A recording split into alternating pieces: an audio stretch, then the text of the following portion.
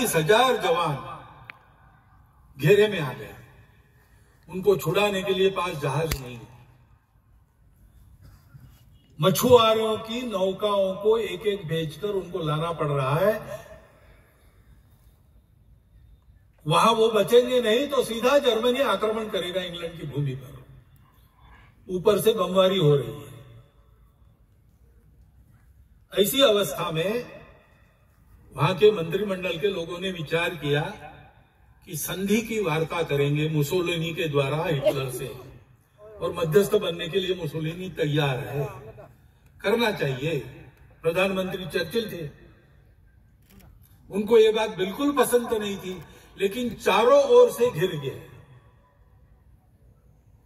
वो भी इस मनस्थिति में आ गया। लेकिन ऐसे समय उस फिल्म में ऐसा बताया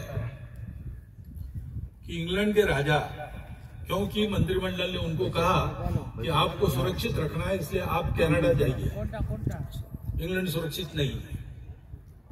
तो वो चर्चिल के घर आए और पूछा ये बात क्यों चल रही है। तो चर्चिल ने कहा कि ऐसी स्थिति है और जल्दी इसको सुधारेंगे, क्योंकि शरण जाना पड़ेगा। तो राजा ने पूछा कि ये तुम्हारा मत है क्या? चर्चिल ने कहा मेरा तो मत नहीं है, लेकिन दूसरा इलाज नहीं है। सारा मंत्रिमंडल इसी मत का है। मैं अगर इसके बीच में आ गया तो मुझे बाजू करके वो निर्णय करेंगे।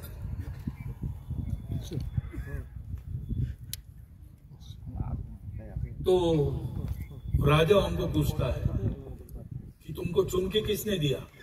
मंत्रिमंडल ने चुन के दिया? नहीं, जनता ने चुन के दिया। तो जनता क्या सोचती है जरा देखा। तो चर्चिल मेट्रो में जाता है। लोग आश्चर्यचकित होते हैं प्रधानमंत्री मेट्रो में देखकर। वो पूछता है लोगों को, तो लोग कहते बिल्कुल नहीं, हम लड़ेंगे, हम शरण नहीं होंगे, हमको नहीं झुकना है, हम आने नहीं देंगे उनको अंदर। उनका सामर्थ्य नहीं है, लेकिन उनका हृदय है। वो बोलने के बाद फिर चर्चिल ने निश्चय किया कि नहीं झुकना, और एक सुप्रसिद्ध भाषण उसका संसद में जो था, हम आकाश में लड़ेंगे, भूमि पर लड़ेंगे, समुद्र में लड़ेंगे, वो किया। इंग्लैंड लड़ा किसके बल पर? सेना का बल तो था नहीं। नेता लोग मन हार चुके थे, लेकिन समाज सोचता था कि ऐसा नहीं होना चाहिए, हम नहीं झुकेंगे। उस बल पर इंग्लैंड कायम रहा लड़ाई में और अंततोगत्वा जीत गया। यह समाज की शक्ति का सामर्थ्य होता है। संघ के निर्माता डॉक्टर हेडगेवार, वो सब प्रकार के काम उन्होंने करके देख लिए थे, सब में कार्यकर्ता बने थे, प्रामाणिकता से, निस्वार्थ बुद्धि से उन्होंने सारे काम किए। उन कामों को चलाने वाले जो लोग थे, उनके साथ उनकी चर्चाएं हुई। उनकी चर्चा सुभाष बाबू के साथ हुई, उनकी चर्चा गांधी जी के साथ हुई, लोकमान्य तिलक जी के साथ हुई, सावरकर जी, डॉक्टर अंबेडकर साहब, मदन मोहन मालवीय, सबसे उनके संपर्क आए थे। भगत सिंह, राजगुरु, इनके साथ भी आए थे। इनके साथ चर्चा और प्रत्यक्ष कार्य के अनुभव से उनके ध्यान में आया कि सब लोग ऐसा सोचते हैं कि जो विषय हमने हाथ में लिया है, किसी ने देश की स्वतंत्रता हाथ में ली है, किसी ने अस्पृश्यता को निकालने का बात हाथ में लिया है, किसी ने समाज के और सुधारों को सोचा, ये सब तो हम पूरे कर लेंगे, परंतु बार बार ये समस्याएं नहीं आएंगी, इसकी गारंटी क्या है? क्योंकि इतिहास को देखते हैं तो सिकंदर के समय से जो आक्रमण शुरू हुए, वो ब्रिटिश राज तक आक्रमण ही होते रहे सदा। मुट्ठी भर बर्बर लोग बाहर से आते हैं, हमसे गुणों में श्रेष्ठ नहीं है, संपत्ति नहीं है उनके पास, हमारा शौर्य पराक्रम उनसे कई गुना ज्यादा है, लेकिन देखते देखते वो हमको गुलाम बनाते हैं। बार बार ऐसा होता है। एक बार होने से हम सीखते कुछ नहीं, आपस में गद्दारी का काम वही वैसा ही चलता है। और इसलिए इस समाज की स्थिति को सुधारना आवश्यक है। वो नहीं करेंगे तो हमारे काम पूर्ण नहीं होंगे, फुलफिल नहीं होंगे। किसी को ये काम करना पड़ेगा। तो डॉक्टर एडगर ने सोचा कि बड़े बड़े जो विषय है उसमें सब बड़े बड़े लोग लगे हैं, उसमें और किसी व्यक्ति की आवश्यकता नहीं है, समाज उनको समर्थन दे रहा है। तो ये जो सबके कामों को पूर्ण करने वाला काम है वो करने का प्रयास मैं करता हूं। इसलिए उन्होंने चिंतन किया। तब उनके ध्यान में आया कि भारत की इतनी विविधता में भारत प्राचीन समय से एक देश रहा है। ये कोई अंग्रेजों ने बनाया हुआ देश नहीं है। हिंद स्वराज में महात्मा गांधी लिखते हैं, प्रश्नोत्तर के रूप में वो ग्रंथ है। युवा पूछता है, वृद्ध उत्तर देता है। तो युवा पूछता है कि भारत को एक कैसा करेंगे, तो वृद्ध उत्तर देता है कि भारत एक नहीं है, ये भी तुमको अंग्रेजों ने पढ़ाया है। अंग्रेजों के आने के बहुत पहले से भारत एक देश है। क्योंकि भाषा, प्रांत, जाति आदि आदि विविधताएं हमारे यहाँ बहुत पुरातन समय से है, परंतु ये सब होने के बाद भी संस्कृति सबकी एक चिरंतन, खून रगों में हिंदू है। हमको हिंदू उस संस्कृति के कारण कहा जाता है, वो हमारी पहचान है। वो किसी एक विशिष्ट पंथ संप्रदाय ऐसा नाम नहीं है, किसी विशिष्ट भाषा का नाम नहीं है। भारतवर्ष में रहने वाले सभी भारतीय संप्रदायों के लोग, भारतवर्ष में सभी भारतीय भाषाएं बोलने वाले लोग, भारतवर्ष के समाज की जितनी व्यवस्थाएं उसके अंदर आने वाले लोग, सब एक बात को मानते हैं, सब में एक तत्व है, उसी से विविधता बनी है। इसलिए विविधता में भी एकता देखो। एकता का साक्षात्कार जीवन का परमोच्च लक्ष्य, उपभोग नहीं, संयम चाहिए। सुख बाहर नहीं मिलता, अंदर का सुख उसको प्राप्त करो। समान मान्यता भारतवर्ष के अंदर है, उसके कारण भारतवर्ष एक है। उस बात को आज हम कहते हैं तो लोग कहते हैं आप हिंदुत्व बोलते हो, आप हिंदू हो। इस हिंदू समाज को संगठित करना है। आज भी हम देखते हैं समस्याएं हैं, समस्याएं रहती ही है। कितना भी अच्छा समय हो, समस्या नहीं, ऐसा कभी होता नहीं। मनुष्य के जीवन में नित्य बाधाओं को पार करते हुए ही जाना पड़ता है। वैसे समाज के जीवन में भी छोटी मोटी समस्याएं हमेशा रहती है, कभी ज्यादा समस्याएं, कभी बड़ी समस्याएं, कभी छोटी समस्याएं, परंतु समस्याएं क्या है इससे फर्क नहीं पड़ता। समस्याओं को झेलने वाला कितना तैयार है।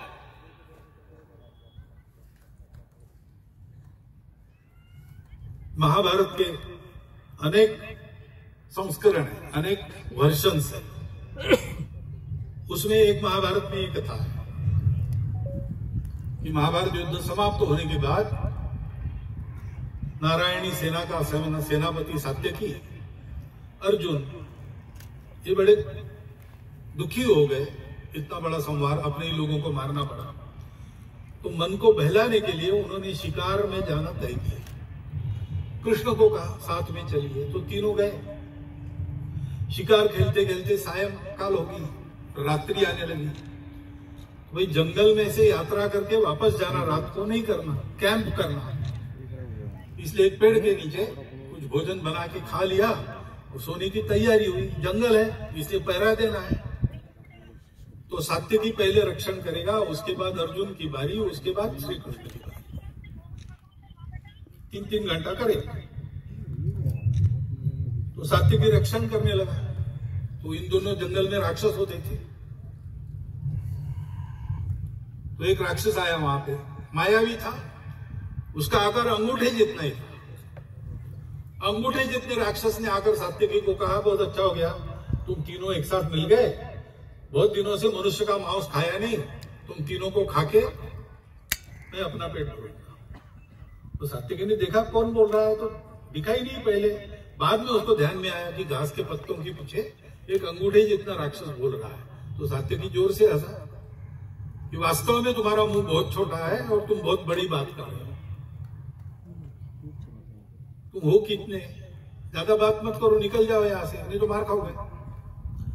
तो राक्षस कहा तुम मनुष्य हो इसलिए मुजोरी कर रहे हो, अभी तो कुछ हुआ ही नहीं और तुम मुझे धमकी दे रहे हो। कुछ हिम्मत है तो आ जाओ सामने, दो दो हाथ हो जाए।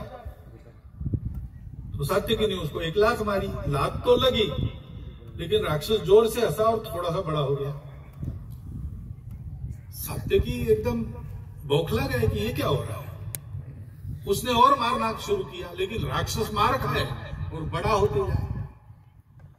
सात्विकी चिढ़ गया, बौखला गया, स्वयं पर ही क्रोध आने लगा, डर भी गया और राक्षस पर प्रहार करने लगा। लेकिन हुआ यही कि 3 घंटा राक्षस को मारते मारते राक्षस सात्विकी जितना बड़ा हो गया। तब सात्विकी को याद आया कि अपनी बारी समाप्त होगी। तो उसने अर्जुन को जगाया, बताया भैया वहां एक ऐसा राक्षस है तो जरा संभाल को। अर्जुन ने कहा मेरे पास दिव्यास्त्र है, मैं नहीं डरता राक्षसों, बहुत राक्षसों को मैंने मारा है। अर्जुन गया, देखा उसने राक्षस खड़ा है। उसने राक्षस को कहा कि भाग जाओ, अपने प्राण बचाने हैं तो, क्योंकि अब तुम्हारा पाला मेरे से है। मैं कौन हूं जानते हो? मैं अर्जुन हूं, कर्ण और भीष्म को परास्त किया, महाभारत युद्ध से बचकर निकला हूं। तो राक्षस ने कहा अच्छा तुम वही अर्जुन हो क्या?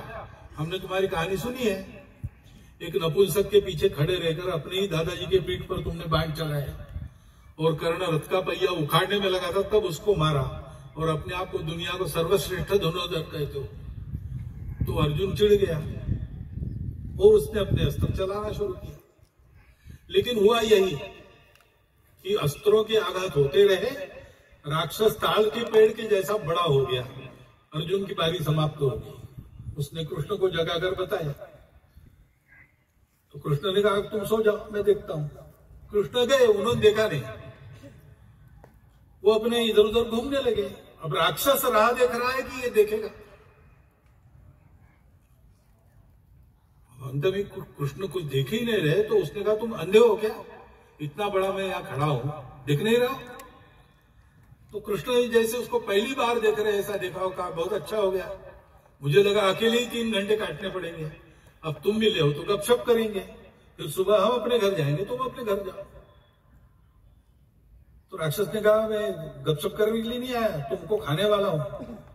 अरे इतने रात को तुम मांस खाएंगे, वो भी मनुष्य का? अपचन हो जाएगा भैया, ऐसा कुछ मत करो, बहुत भूख लगी है तो घर जाओ, नींबू की शिकंजी पी। तो राक्षस चिढ़ गया, उसने कृष्ण को एक घुसा मारा, लेकिन कृष्ण सावधान थे, वो बच गए। राक्षस थोड़ा सा छोटा हो गया। फिर आगे यही चला, राक्षस आघात करते चला जाए और कृष्ण अपने दिमाग को शांत रख के उसके आघात से बचते रहे। कभी बीच में मौका मिला तो एक आधा तमाचा मार दिया वगैरह, ऐसा करते थे। राक्षस क्रोधित होता था, वैसे वैसे छोटा होता था और फिर से अंगूठे जितना बन गया तब कृष्ण ने उसको उठा के अपने पल्लू में बांध दिया। बाद में पूछा अर्जुन हो, सात्विकी ने, कहा गया वो राक्षस? उसको बांध के रखा है। अरे ये कैसे हो गया? आपने कौन सा दाव चला, कौन से शस्त्र का उपयोग किया, कौन सा अस्त्र चलाया? अस्त्र शस्त्र की क्या जरूरत है भैया? ये ऐसी जो समस्याएं, ये ऐसे राक्षस होते हैं ना, ये अपना चिढ़ना, अपना बौखलाहट इस पर ही पलते हैं। और इसलिए दिमाग शांत रखो, पहली बार समझो अपनी शक्ति क्या है, उसको बढ़ाते रखो। समझो उनकी शक्ति क्या है, ये ठीक से समझते हो और शांत मन से सोचते हो, तब कब क्या करना सब समझ में आता है। अपने देश के सामने अनेक समस्याएं हैं, ठीक है, कब नहीं थी और किसके सामने नहीं थी, किस देश के सामने नहीं थी, सबके सामने थी। समस्याओं का होना महत्वपूर्ण नहीं है, समस्याओं का प्रतिकार करने वाले हम हैं। हमारी गुणवत्ता क्या है, हमारी एकता कितनी है, संगठन यानी क्या है? एकता। एकता क्यों? स्वार्थ के लिए नहीं, संघ को कुछ पाना नहीं है। तेरा वैभव अमर रहे मां, हम दिन चार रहे न रहे। हम तो समझते कि हम जो कर रहे हैं, भी गीत सुना आपने, गंगा जले गंगा पूजा, जिससे लिया उसी को वापस कर रहे हैं। वो हमारी जननी है, उसके लिए हम काम कर रहे हैं, वापस कुछ मांगना नहीं है, हमको नहीं चाहिए कुछ। जो भी हमारे पास है वो तुम्हारे काम में लग जाए, हम धन्य हो जाए, जीवन भी जाए तुम्हारे लिए। ऐसे हमको पाना कुछ नहीं है। फिर हमारी एकता का आधार क्या है? आत्मीयता। हिंदू समाज के सबके प्रति संघ का भाव आत्मीयता का है, अपार आत्मीयता का है। और हिंदू समाज के मन में संपूर्ण विश्व के प्रति आत्मीयता है। वसुधैव कुटुंबकम कहने वाला हिंदू समाज। उस हिंदू समाज के घटक के नाते संघ कार्य का आधार भी शुद्ध सात्विक प्रेम है। ये प्रेम स्वार्थ के लिए नहीं है, ये प्रेम ध्येय के लिए है। परम वैभवम ने तुम्हें तत्स्वराष्ट्रम, इसके लिए हम काम कर रहे हैं। और वह परम वैभव देश का जब होगा, तब देश क्या सोचेगा? देश सोचेगा, हिंदू समाज सोचेगा, हिंदू राष्ट्र सोचेगा वसुधैव कुटुंबकम। भारत बड़ा होता है, सारी दुनिया की मित्रता करता है, शत्रुता करने वालों से भी मित्रता करने का प्रयास करता है। ये इतिहास है और वर्तमान है। बाकी सब लोग स्वार्थ की सोचते हैं, हम लोग संबंधों की सोचते हैं।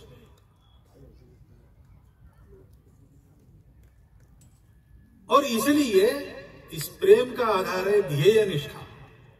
संपूर्ण हिंदू समाज को संगठित करते हुए, हिंदू धर्म संस्कृति समाज का संरक्षण करते हुए अपने इस भारतवर्ष को परम वैभव संपन्न बनाना ये ध्येय है। बाकी हमको कुछ नहीं मिला तो भी चलेगा, मान सम्मान धन्यवाद प्रतिष्ठा स्थान राजनीतिक यशस्वी कुछ नहीं चाहिए।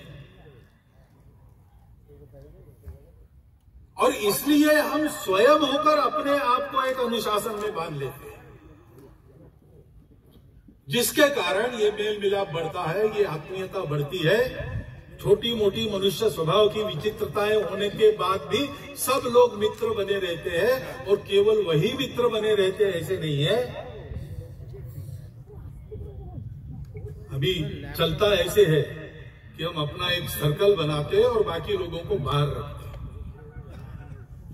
लेकिन संघ का स्वयंसेवक अपने सर्कल को बड़ा करते जाता है, उसमें सबको लेता है।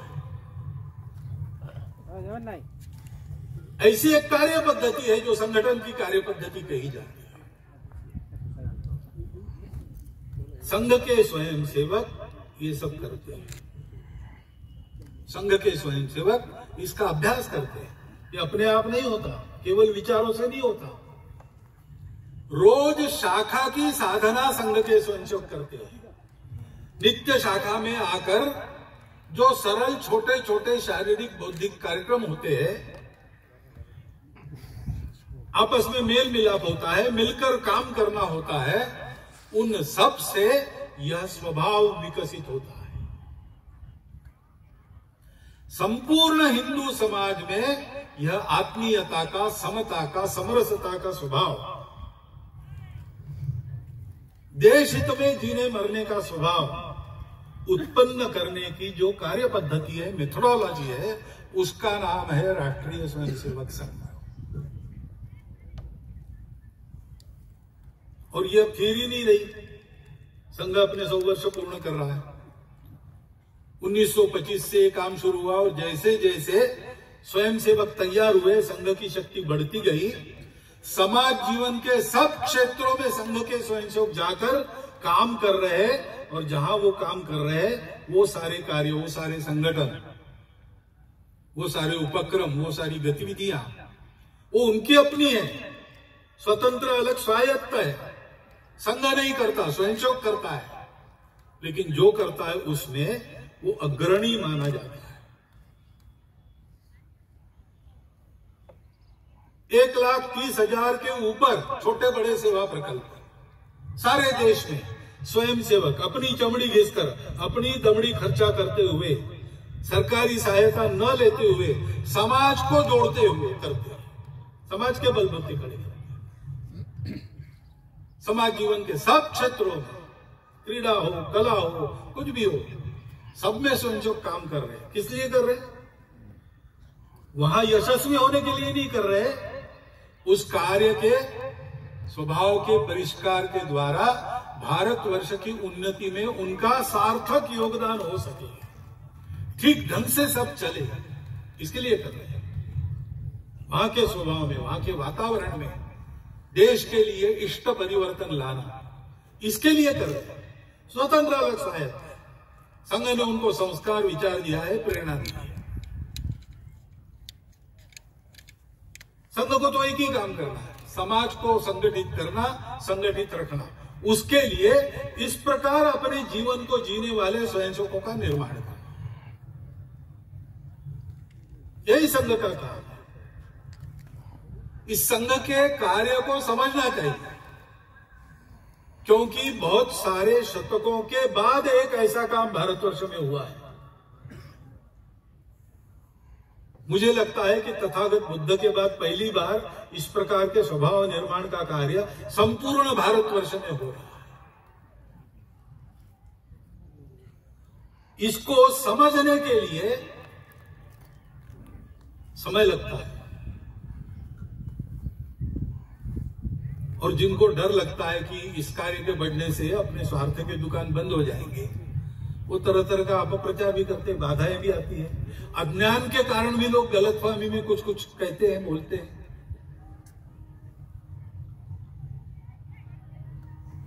लेकिन मेरी प्रार्थना है कि इस संघ को समझने के लिए आप संघ के अंदर आइए। अंदर आने की फीस नहीं है, औपचारिक सदस्यता नहीं है, मन की मर्जी है तब आ सकते हैं, अगर मर्जी उखड़ गई तो आप बाहर जा सकते हैं। मन मर्जी से करने वाला काम है। अंदर से आइए, संघ को देखिए, और जो बातें मैंने आज कही या हम हमेशा कहते हैं, वो आपको संघ के अंदर मिली तो रहिए, संघ के स्वयंसेवक बन जाइए, प्रतिज्ञा लीजिए और काम कीजिए। नहीं है तो आपका मन करे उधर जाने के लिए आप स्वतंत्र हैं। ये तो प्रेम के आधार पर चलने वाला काम है, इसमें कोई जबरदस्ती होती नहीं, इसमें कोई स्वार्थ की लालच दिखाई जाती नहीं। उल्टा है, यहां मिलेगा कुछ नहीं, आपके पास है वो सब देना पड़ेगा। हमारे संघ में हमेशा सूची बनती है, लिस्ट। वो मराठी में उसको कहते हैं यादी, अनेक वचन होता है याद्या, यानी सूचियां। लेकिन मराठी में या यानी आइए और द्या यानी दीजिए, ये भी होता है। तो हमारे एक संघ चालक महोदय कहते थे कि संघ में या यानी आइए, द्या और दीजिए, इतना ही काम है, लेने का काम नहीं है। ऐसा ये संघ है। इसको समझना है तो दूर से देख के नहीं होता, इसका अनुभव लेना पड़ता है। दूर से देखेंगे तो गलतफहमी होगी। अंधों के गांव में हाथी गया, उन्होंने हाथी को हाथ लगाकर देखा और सब फिर वर्णन करने लगे। किसी ने कहा हाथी खंबे जैसा होता है, हाथी के पांव को उन्होंने हाथ लगाया था। किसी ने कहा खंबे जैसा नहीं, रस्सी जैसा होता है। उसने पूंछ पकड़ी। किसी ने कहा रस्सी भी नहीं, खंबा भी नहीं, बहुत बड़ी दीवार है। उसने पेट पर हाथ घुमाया था। लेकिन हाथी क्या है, जो देखेगा उसको पता चलेगा। ऐसे संघ क्या है, बाहर से देखते वर्णन करते हैं, अपनी अपनी समझ से देखते नहीं होता। संघ के अंदर आइए, संघ को देखिए। ऐसा ये काम है ये ध्यान में आया, संघ के कार्यकर्ता बनिए, क्योंकि संघ को अपना नाम तो करना है नहीं, पूरा समाज देश के उत्थान में लग जाए, यही उसकी इच्छा है। और इसलिए पर्याप्त बड़ा संघ है, संपूर्ण देश में पहुंचा है। 70,000 के आसपास शाखाएं आती है हमारी, दुनिया में सबसे बड़ा संगठन कहलाते हैं हम। लेकिन फिर भी हम क्यों बढ़ना चाहते हैं? हमारे बढ़ने के लिए नहीं, पूरा समाज ऐसा हो जाए, संघ का नाम भी न रहे तो भी समाज में ये गुणवत्ता, ये एकता आ जाए तो देश का भला होगा और भारतवर्ष का भला होगा, तभी सारी दुनिया का भला होगा। दुनिया के पास भी दूसरा रास्ता नहीं है। और इसलिए अपने जीवन को शुद्ध बनाना, अपने देश के जीवन को उत्तम बनाना और विश्व के जीवन को शांतिमय बनाना, ऐसे 3 काम इस एक पंथ से सिद्ध होते हैं। ऐसा एक पंथ आपके सामने है, उसमें आकर उस पंथ के पथिक बनने का आह्वान मैं आपको करता हूं। और मेरी बात शांति से सुन लीजिए। इसलिए नागरिक सज्जनों का, माता भगिनियों का धन्यवाद करते हुए अपने शब्दों को विराम देता हूं।